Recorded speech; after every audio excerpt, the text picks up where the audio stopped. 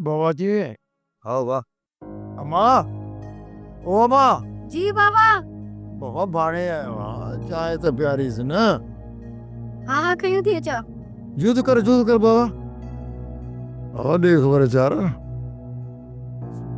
बाहर जो को वाह को सवा चापियो वहे चापियो वापरे। बाबा ख़बर है कहिड़ी आहे, चाहे शाह मुरादारनि जी बाला कहिड़ी क़िस्मत आहे। अहिड़ो त को अची मथो ॾमर करतियो सम्झो, सभु ॼणो को तबाह थी विया। छा थियो आहे अदा? कहिड़े डमर जी ॻाल्हि पिया कयो? अदी अलाह करे त ख़बर इहा कूड़ी हुजे, पर ख़बर पई आहे त तुम्हारी सहेलीअ जे मङींदे एसपी ज़रली जो एक्सीडेंट थी पियो आहे, मरी अलाए बचे। अल्लाह अकबर।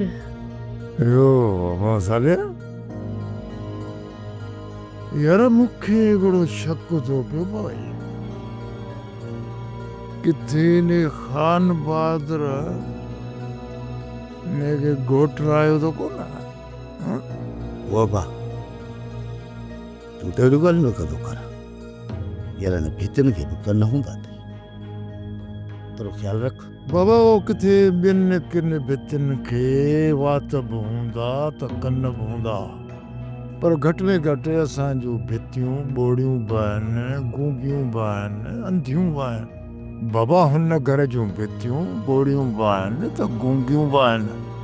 अदा बाबो सही त चवे पियो, ख़ान बहादुर वारनि जी एसपी ऐं चाचे शाह मुराद वारनि सां दुश्मनी जो हुई।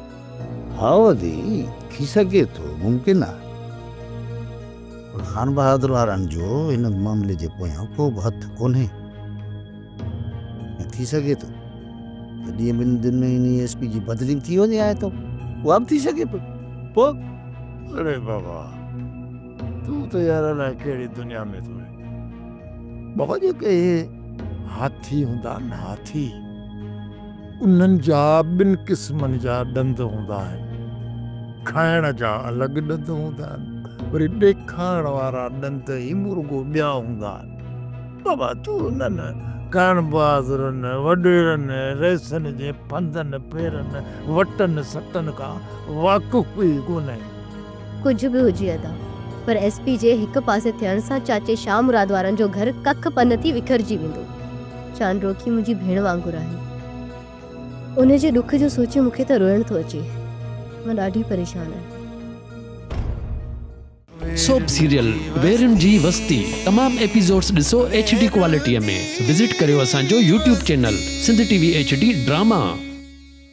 सब्सक्राइब कयो असांजो official YouTube channel Sindh TV HD drama ऐं वधीक अपडेट लाइ बेल आइकन खे क्लिक करियो।